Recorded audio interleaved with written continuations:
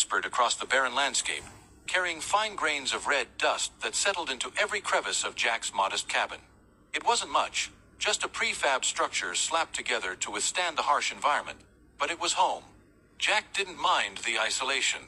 In fact, he had chosen it deliberately, retreating from the chaos of Earth to find peace among the stars.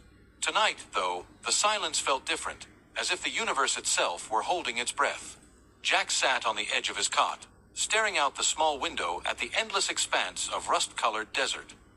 His dinner lay untouched on the metal tray beside him, the faint hum of the cabin's life support system the only sound. The distress beacon had come unexpectedly, interrupting the monotony of his evening. At first, he'd thought it was just another glitch in the aging equipment. But the signal was persistent, its rhythm deliberate. Someone, or something, was out there. Jack grabbed his helmet and gloves, securing them to his suit before stepping into the airlock. The transition was seamless, the cabin systems cycling with a hiss as the external door opened. Outside, the Martian night was cold, the air thin and biting even through his insulated suit. He followed the signal's coordinates, his boots crunching softly against the rocky ground. It didn't take long to find her. She was huddled near a jagged outcrop, her shimmering form almost blending into the rocky terrain. Jack's breath caught in his throat. She wasn't human. Her elongated limbs and iridescent skin made that immediately clear, but there was a fragility to her posture that stirred something in him. "Hey," he called out, his voice muffled by his helmet. "Are you okay?" The figure flinched, her large luminous eyes locking onto his. For a moment, neither of them moved. Then, slowly, she rose to her feet. She was taller than he expected, though her slight frame and hesitant movements made her seem almost weightless. Her hands clutched a piece of torn fabric to her chest, her gaze wary. "Please," she said softly, her voice trembling. "I need help." Jack's mind raced. He had encountered alien species before, but none like her. She seemed delicate, almost ethereal, and yet there was a strength in her eyes that hinted at a deeper story. He approached cautiously, keeping his movements slow and deliberate.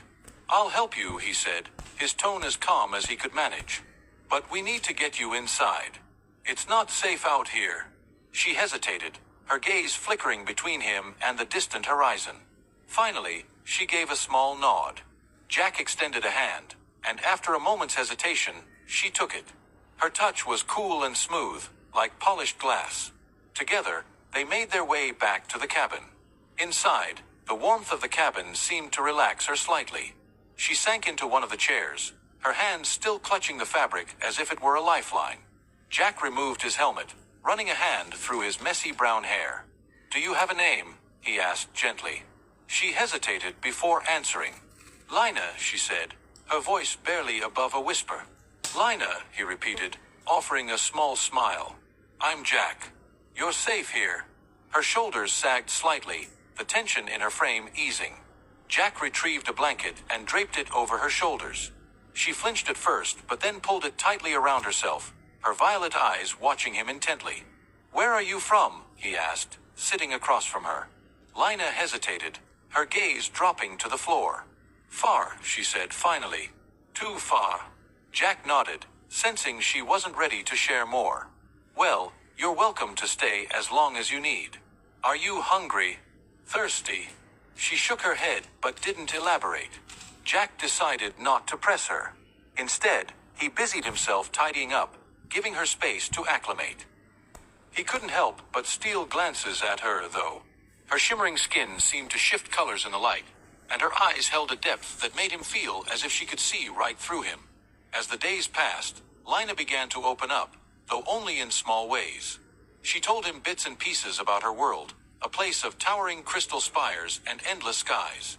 She spoke of her people, a proud and reserved race that valued strength above all else. And she spoke of her exile, though she never explained why. Jack listened without judgment, sensing the pain behind her words. He didn't push for details, instead offering quiet companionship and practical support. He showed her how to operate the cabin systems, taught her how to prepare simple meals, and even shared some of his favorite Earth stories. In return,